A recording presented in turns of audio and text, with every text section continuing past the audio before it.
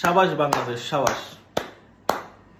আফগানিস্তান এশিয়ার নাকি তারা দ্বিতীয় দল, এশিয়ার ভিতরে দ্বিতীয় সেরা দল আফগানিস্তান, সেটা রশিদ খান বলে। এবং লাস্ট ম্যাচ যখন বাংলাদেশ জিতছিল তখন রশিদ খান যে তারা মানে বাজে খেলছে, যে তারা যে হারছে বাংলাদেশের কাছে, বাংলাদেশে প্রশংসা না করে বরং তারা বলতেছে যে আসলে আমাদের আরো ভালো ব্যাটিং করা দরকার ছিল, আমরা করতে পারি নাই। মানে অন্যকে যে সম্মান করে কথা বলতে হয়, অন্যকে প্রশংসা করতে হয়, এই রশিদ খান শেখে নাই। অভদ্রর যদি লিমিট থাকে সেই লিমিটটা বহু তাকে ক্রস করে ফেলছে। তো যাই হোক, 3 ম্যাচ টি-20 সিরিজের আফগানিস্তানকে প্রথম 2টা ম্যাচে হারাই দিয়ে সিরিজ আমরা জিতে গেছি। অলমোস্ট আমরা হোয়াইট ওয়াশের পথে আছি। এখন আসেন, এই যে ম্যাচটা, আজকের ম্যাচটা, আগের দিন ছিল 150-53 রান, আজকে ছিল 147-48 টার্গেট। সহজে জিতে যাব এমন একটা ধারণা ছিল, কিন্তু ভাই আমাদের শুরু থেকেই 2 ওপেনার কিন্তু আউট হয়ে গেছে। এরপর সাইফ হাসান তার যে স্বভাব সুলভ খেলাটা, এসে ধুমধাম 6-4 মেরে সেও কিন্তু আউট হয়ে গেল।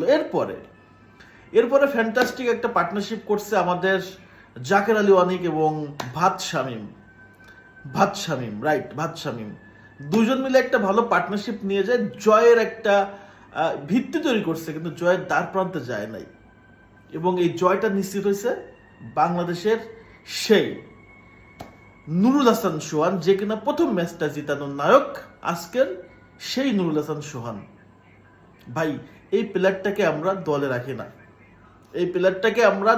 না, আর যে প্লেয়ারটা পরপর 2টা ম্যাচ নিজের শক্ত হাতে, একদম বিশ্বাসের হাতে টাইগারদেরকে জয় এনে দিছে। ফ্যান্টাস্টিক নুরুল হাসান সোহান, ফ্যান্টাস্টিক। এমন একটা প্লেয়ার দরকার যে কিনা বুক চিতে লড়াই করবে। দেখেন, তার সাথেই জাকের আলী ওয়ানিক আউট হয়ে গেল, তার সাথে রেশাদ আউট হয়ে গেল, সাইফুদ্দিন আউট হয়ে গেল, নাসুম আহমেদ আউট হয়ে গেল, শেষে সে শরীফুল রে নিয়ে ম্যাচ জিতাইছে। শরীফুলের লাস্টে এসে 2টা 4 মেরে দিচ্ছে।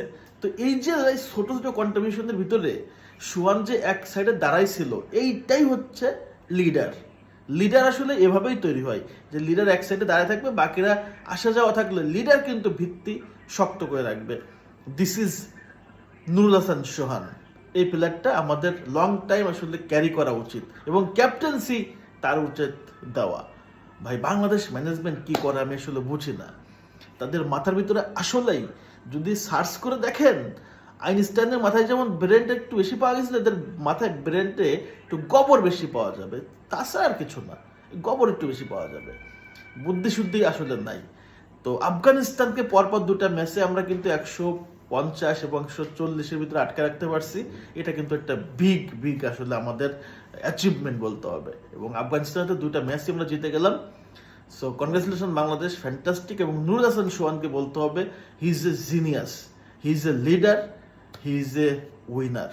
সো আবারও বাংলাদেশকে কনগ্রেচুলেশন এবং অনেক বেশি পরিমাণ ধন্যবাদ নুরুল হাসান সোহানকে, আফগানিস্তানের মতো একটা অহংকারী দেশকে আসলে পরপর 2টা ম্যাচ হারায় সিরিজ নিশ্চিত করার জন্য। সো বাংলাদেশ ম্যাচ নিয়ে আপনাদের মতামত অবশ্যই কমেন্টস করবেন। সহজ ম্যাচ কিভাবে কঠিন করে জিততে সেটা বাংলাদেশ জানে। আল্লাহ হাফেজ।